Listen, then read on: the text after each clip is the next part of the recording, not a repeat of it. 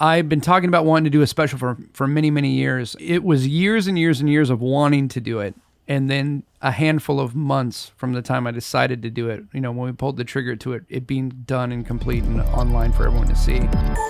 A lot of people are waiting for someone to give them permission to make a TV show, make a comedy special, make a magic special, waiting for someone to say, yeah, here, you did it, go for it, do it.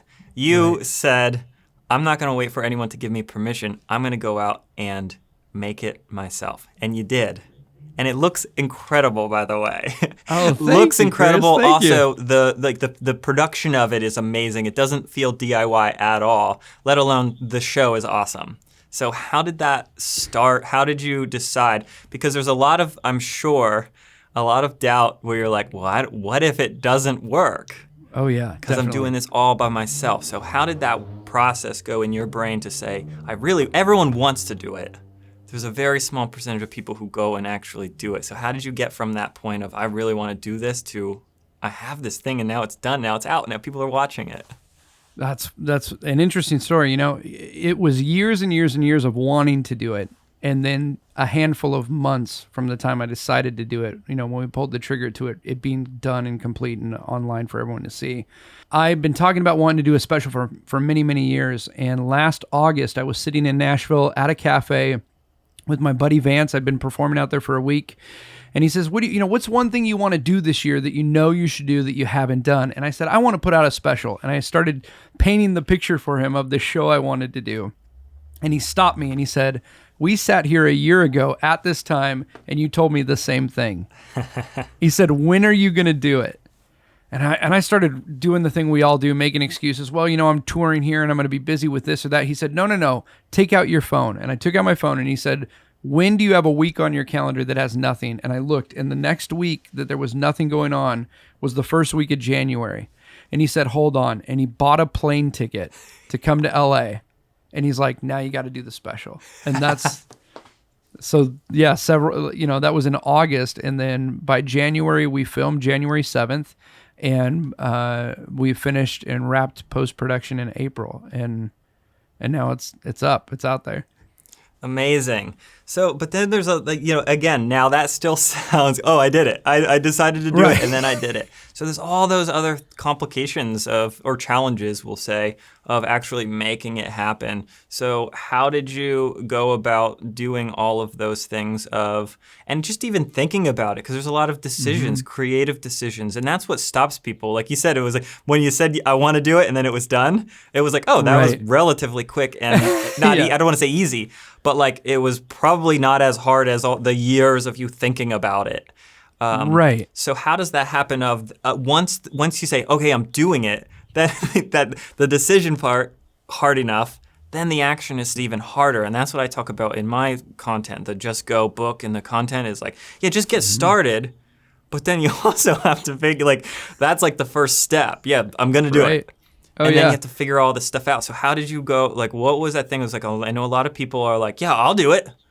Right. But then there's still, somebody tell me what to do. And they're going to ask you, well, how do you film it? How do you do this? So you had to figure all that out.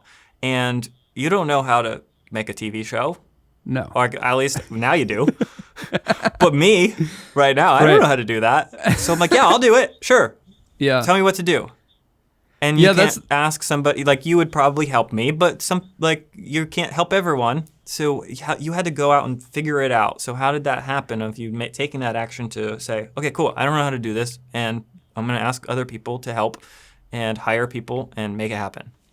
Right. Yeah. I mean, after that first step of deciding, okay, this is going to happen, and putting a date on the calendar and committing to that date, I found a venue. Now, I'll say this: the show was already where I wanted it to be. It wasn't like I'm going to make a TV show and then I'm going to, book a theater and then start writing the show. The show was already something I wanted to document. So I think that's important to say. But then I said I'm going to make a list of these are my top theaters that I'd like to do this at. And the very first one on the list was Dynasty Typewriter. It's my favorite theater in LA. And my friends Jamie and Vanessa run the theater, and it's beautiful and it's everything I wanted. And I called them, and immediately they were like, yeah, let's do it. So then now not only does Vance got a plane ticket to come to Nashville, but now I've booked a theater. and I had to pull the thing off. And I went a different route than most people do. You know, we live in LA and we have production crews and production people. And everywhere you turn, there's someone who works in the industry. This is like where you want to film stuff. But I hired a crew from South Carolina to come out. I flew out my friends from South Carolina who I had worked with on probably a dozen different events. We've performed around the country where I'd be emceeing or hosting a show and doing my act, and they are the production crew. And because they are live production primarily, I knew these guys know how to get the shot. Like there's no redos, there's no second takes. We're not going to film on another night. It's a one night only, one time only thing. And so that made me feel comfortable enough to spend the extra money to fly a crew out and to make that investment. But even though that was a little bit more stress because it was, financially, I put a lot of money on the table. I literally opened the show. This didn't end up on the special, but I told the audience, I was like, I hope this goes well because this is what I'm doing instead of sending my kids to college, and they're out selling merch in the lobby because they're not sure if this is going to work. So let's prove them wrong, But yeah, for me, that was a big thing. It was like I needed to do it in a way that maybe was unconventional, but gave me the peace of mind to know I don't have to worry about the crew. They got it, and I can just focus on the show and the night and the audience. Yeah, that's awesome, and I'm always inspired and impressed when people. And it's like, but you doing that and take like you said, the big risk. Yeah. And then, because everyone sees the finished product and no one sees what goes into it. So you have it. And then now what? Now it's like, that's cool. Again, these one steps at a time, people are like, oh, make the thing. Oh, cool. Yeah, sure. I'll do it. Then you're like, oh, there's 50 things that I have to do to figure out now how to get it out there. Not only how to get it out there, but then to get people to know that it's out there and then for them to care that it's out there. So talk a little bit about that on the distribution side, because that's a big thing. Like, again, not that easy to go make it, but even once you do, you're not even halfway there. Getting it out there, and then think about platforms and Vimeo, and now it's going out on Amazon Prime, so even more people can see it. Okay, I'm not going to wait any longer for someone to maybe be interested in buying this, or maybe 4 years from now, it's still sitting on the shelf. So let's go. Yeah. So we filmed the special, and when we filmed it, I didn't know. The night we filmed it, I had no idea where it was going to live. The plan was to film it, produce it, and then shop it, which happens a lot with different projects. And then immediately after we wrapped, we're in, almost done with post-production, this pandemic hits and everything shuts down and nobody's having meetings and things are stopped. And so I thought, well, we could sit on this and wait till whenever things open back up again and try to shop it, or we can just put it out. And I have a friend who's a director, and he's produced several independent projects that have done very well, self-released and independent distribution. And so we decided to go that route. We did the first release was through Vimeo on demand, and it was great and well received. And we were also, because we released it, we were able to use it as an opportunity to give away some of that money. So that first week of sales all went to this incredible organization called The Conscious Kid. And it's all stuff that we couldn't have done if we went a normal distribution route. And then now it's going to come out on Amazon Prime, and like you said, more people get to see it. And I think, you get these ideas in your head that somebody's going to come along and see your act and be like, would you like to talk for an hour on Netflix? And that's just not the way things work. And I think that the best part about this project was not having to wait, was not saying like, oh, someday I'll make this thing and it'll be great, but to put it out, and also to not view this material in the show as precious, as something that I'm going to continue to do for years. Like, I feel this great release having recorded this and putting it out, and now working on a new hour and being able to say, all right, let's see what other possibilities are out there and what other ideas are going to come. Is that a little bit of a... So a lot of people don't think like that, entertainers. A little bit of a side note here. A lot of entertainers are like, this is good. I made my thing. I can go perform this forever. And it's really terrifying to say, oh, I'm going to put this out there. A lot of entertainers don't post on social media because they're afraid either too many people are going to see the thing and not be cared, or that other people are going to steal their ideas or things like that. So that's another like decision that you have to make of say, oh, cool. And that's a really, really great thing to think about. Like, okay, cool. Yeah, this is something I did. And now if I put it out there, I'm going to have to create new. I'm going to have, and it's like all of the things that you've talked about so far are things that kind of throw you over this edge. And then you have to jump off the edge and learn how to fly on the way down. And that's a really interesting thing that a lot of people just aren't doing. They're like, okay, well, I need to prepare. I need to figure this out. I need to do all this. And then they still fly off the edge and they still don't know how to do anything because they prepared for the wrong things.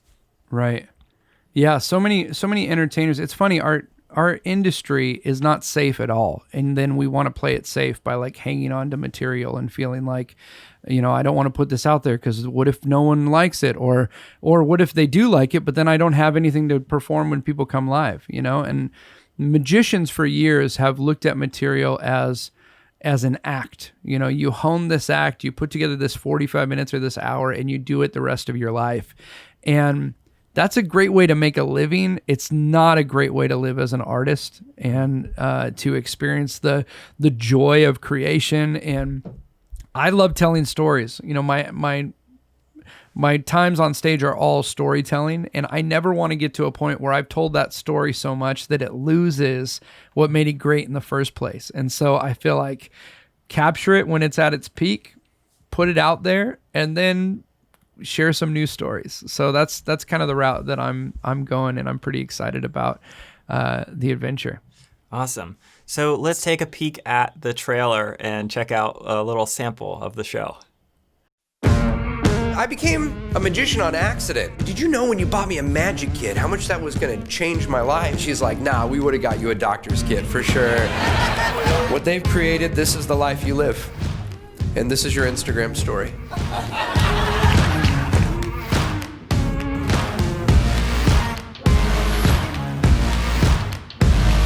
I said, how did you do that? He said, I can't tell you. I said, how did you learn? He said, someone told me. Have you ever gotten caught in a moment where you weren't prepared and you screwed up completely? I want to tell you a personal story about my sister. How long have you been dating? 2 years. Yeah, that's 2 years is like go to a magic show time. Very important that you hold on nice and tight, you face the audience, and you smile. Otherwise, Caitlin, people might think that this was prearranged. Would you check the lock there? Make sure that's really locked up.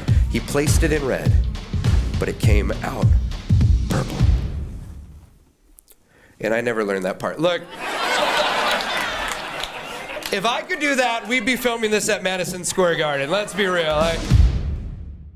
So that looks awesome. I've seen the whole show, and it is amazing. People can watch it. Amazon Prime, Vimeo.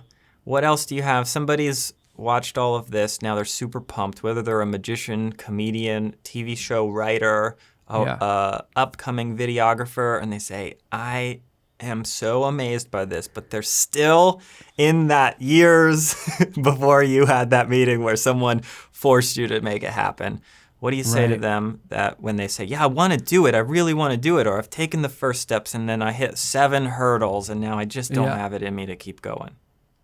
Yeah, I think you look at it, it's like the law of moving goalposts. It's like if you were going to kick a football and then the goalpost moved, you can complain that the opportunity went away, or you can pick up the ball, reposition yourself, and go for it. I don't understand sports. I think that makes sense. But I will tell you this. I think that too often it's so easy to come up with excuses why not to do the thing, or to let fear of how people are going to react to it keep you from putting it out there. Just put it out there. Don't look at ideas as so precious that like this one thing is going to be the thing that either makes your career or like sets you on a new trajectory. You never know what thing is going to break through or make a difference. You just have to keep creating and putting things out there and not judging yourself and your content so much. So don't let, it sounds cliche, but don't let fear hold you back. Look, you're going to be scared if you don't do it, and you're going to be scared if you do it. You might as well be scared and have done something that you feel proud about. Awesome.